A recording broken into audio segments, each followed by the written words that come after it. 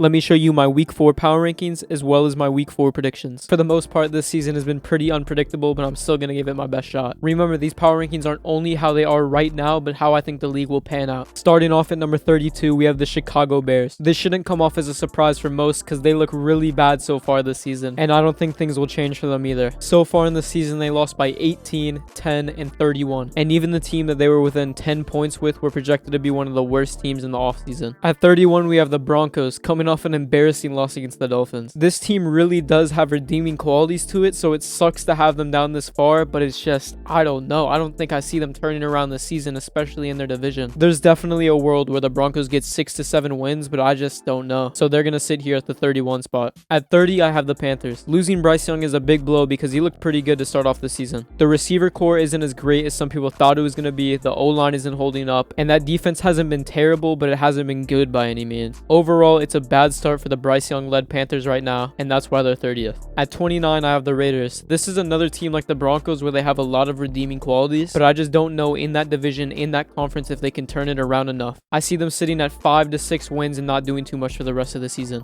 At 28, it's the Titans. I did debate putting this team below the Raiders, but I think in an easier division, a younger team, and overall a better situation, they'll be above the Raiders. Right now, they're fighting for 3rd place in that division, and I don't know if they will. The Texans and Colts are looking a lot better than them right now, and the Titans need to step it up. Derrick Henry's having a pretty underwhelming season for what he's known for. A lot of that Titans offense is underperforming this season, and that puts him at 28. At 27, it's the Cardinals. Despite the big win against the Cowboys, I don't think that really meant anything. Yes, that might sound stupid to some, but this happens every once in a while. A bad team beats a good team, and it doesn't really mean anything. I still think that the Cardinals will be in contention for a top 5 pick, and that's why they're this low. At number 26, I have the Jets. Really, besides QB, this team should be doing really well. It's just very unfortunate that Aaron Rodgers went out in the first game. That wide receiver core, pretty damn good. Those 2 running backs, pretty damn good. That defense, it's supposed to be really nice, but it hasn't been holding up even that well. They had a very bad loss against the Patriots last week, and now they have to play the Chiefs. I don't know what could really turn around the Jets at this point, so that's why they're so low. At 25, I have the Giants. This team has been getting embarrassed a little bit, but I do think they can turn it around. If Saquon can stay healthy, I think he'll be a very good weapon and will do good this season. Daniel Jones might also step it up at some point, but we'll just have to see. The receiver core also looks very upgraded from seasons ago, but that defense is not looking too great, so we'll see. At 24, I have the Rams. I expected this team to be a lot worse than they have been so far. Kyren Williams is really stepping up, Puka Nacua looks great, and Cooper Kupp is coming back pretty soon. As long as Stafford keeps playing well and that defense is doing alright, I don't see why this team can't get 6 to 7 wins. At 23, it's the Commanders. Sam Howell looked really bad last game, and he needs to step it up badly. They have a nice little running back core, a pretty good receiver core, a decent O-line.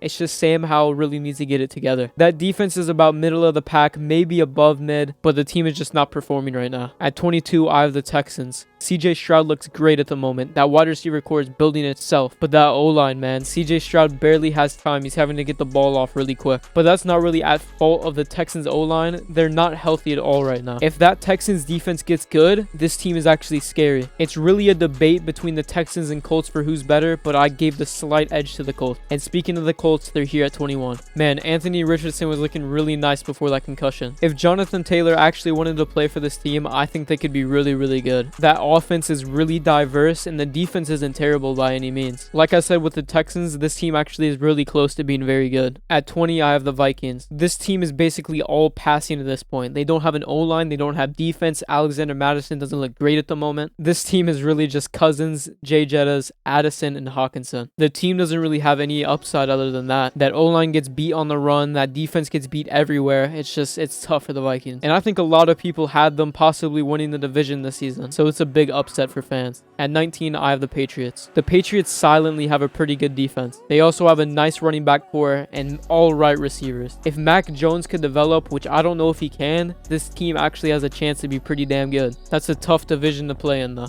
At 18, I have the Steelers. Kenny Pickett in his first 2 games was pretty inaccurate and not playing well, but against the Raiders, he really did step it up. Matt Canada is really holding back that offense, but the talent on it is pretty damn good. If Pickett can keep developing and that O-line holds up for the run, I don't see why this team can't make the playoffs. Their schedule is pretty damn easy. At 17, I have the Chargers. They finally got their first win of the season against the Vikings, but they took a big blow with losing Mike Williams. That defense has not looked good at all, but with how much firepower they have on offense, all they need to do is outscore teams. At 16, I have the Bucks. They've been very surprising so far this season, and Baker Mayfield actually improved from what we saw in the offseason. I think we all knew the weapons were there on offense, but we just didn't know if it would work or not. They have a pretty solid defense, a good O-line, and all the stuff you want in a team. It's just that quarterback play was the main issue, and that's what's been surprising so far is how well Baker Mayfield has been playing. As long as he can keep it up, I could see them winning the division. And in their division, I have the Saints at 15. Derek Carr going down for them will be a pretty big blow, and them having that Packers loss in general was pretty heartbreaking. They got Alvin Kamara back. That secondary is insane on defense, and overall they have a team that could make a playoff push. It just needs to be put together. The weapons on offense are insane, and they just need good QB play. Another NFC South team I have at 14, the Falcons. The Falcons' run game is just so crazy with Bijan and Algier and that O-line. If Ritter can put it together, that is probably the most deadly offense in the league. Kyle Pitts is crazy underused just because Ritter can't hit a pass on him. London should be looking like a top 15 receiver right now, but he just can't in that offense. But Bijan looks great, man. I think he's already a top 5 running back. At 13, I have the Jags. This team has been underperforming like crazy. Trevor Lawrence is starting off the year kind of bad at the moment, and that defense let up a bunch of points to the Texans offense. I do think that they'll fix things up and they will make the playoffs, but it just is a matter of time. And at 12, I have the Browns. I don't know how confident I am about them being here right now because Watson hasn't looked amazing and they don't have Chubb to go to in the run game. But man, that offensive line and that defense is so amazing. They also have Amari Cooper on offense and Ford, who's been looking great at running back. But if Watson plays good, I see them making the playoffs. At 11, I have the Lions. We all know about their firepower on offense and their gutsy coaching from Campbell, but they suffered a loss to the Seahawks, and despite their Falcons win, Goff already doesn't look as good as he did in week 1. Jahmyr Gibbs, David Montgomery, Amon-Ra, and Sam Laporta are all great options for Goff to go to. So if he can keep playing great, we already know what that offense can do. But we also know that that Lions defense was the worst in the league last season. They've stepped it up a good amount this season, but I still don't think it's enough. When they go against high-powered offenses like they did against the Seahawks, it's a recipe for disaster. And at 10, I have their NFC North opponent, the Packers. And the reason I have them this high is because of how good they've looked despite injuries. They really rallied together at the end of that Saints game, and the offense looked elite. That defense is also amazing, but Joe Barry just needs to call the right plays for that team. He calls way too much soft zone, which allows for runs and short passes. It just adds up over time and allows a first down after 2 to 3 plays. Once that defense is fully healthy and Joe Barry can figure out what that defense needs for play calling, it'll be amazing. And we've seen so far what that offense is capable of.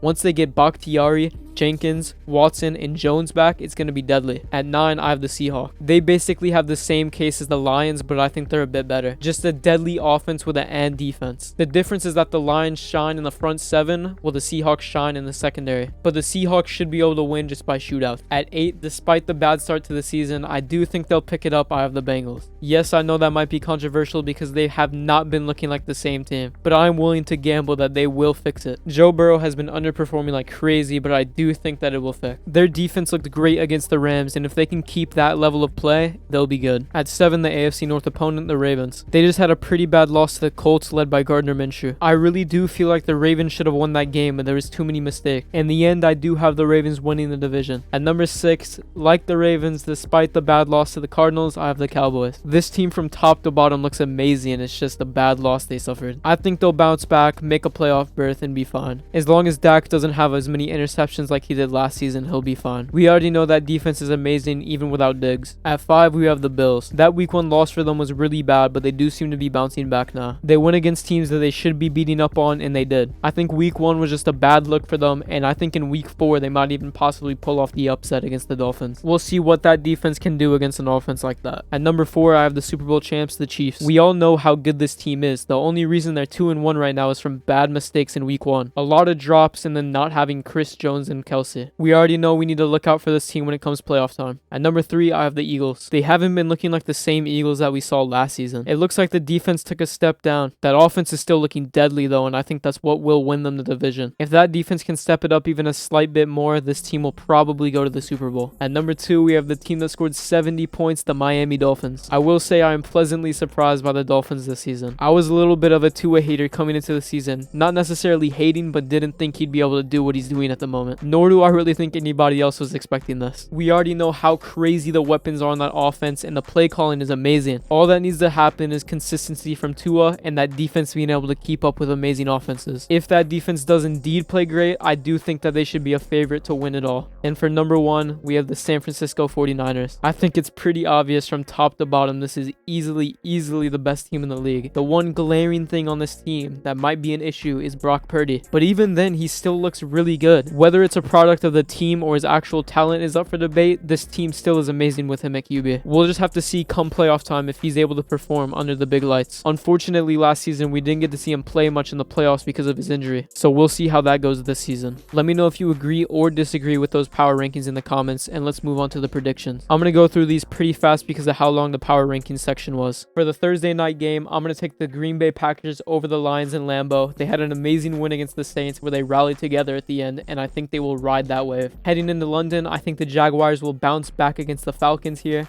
and win in London. Bills Dolphins, I have an upset here. I'm taking the Bills over the Dolphins. Even though the Dolphins just got that 70-point win, I think the Bills got it. It's just a gut feeling of mine. That defense might be able to stop them. We'll see. And Josh Allen needs to step it up. Next is a battle of 0-3 teams. I'm going to take the Vikings over the Panthers. Then we have the Broncos and the Bears, who both got embarrassed last week, but I'm going to take the Broncos. Next is an AFC North battle between the Ravens and the Browns. They're playing at the Browns Stadium, but I'm going to take the Ravens here. Steelers versus Texans. I like how the Texans are looking right now, but I'm going to take the Steelers. Rams versus Colts. Give me the Rams. Even with Anthony Richardson coming back, I still think the Rams will pull it out this week. Saints Bucks. Give me the Saints. After that bad Packers loss, they need a bounce back, and they got Kamara back. The Commanders versus the Eagles. Pretty easy pick for me. Give me the Eagles. The Commanders looked really bad last week. Bengals versus Titans. Bengals just got a win against the Rams, and the Titans just had a bad loss. Give me the Bengals. Raiders versus Chargers here. AFC West battle. I'm going to take the Chargers. The Raiders just had a bad loss, and the Chargers just got their first win. Patriots Cowboys. Give me the Cowboys. They're going to bounce back after that embarrassing loss. Cardinals Niners. I'm going to take the Cardinals. They're the new best team in the league, and I'm lying. I'm taking the Niners. Chiefs Jets. The Jets looked pretty bad against the Pats last week, so I'm easily going to take the Chiefs here. Seahawks Giants on Monday. I'm going to take the Seahawks over the Giants. The Giants do need to put something together soon though. Let me know in the comments what you disagreed or agreed with in this video. Hope to see y'all in the next one, and see you later. Peace.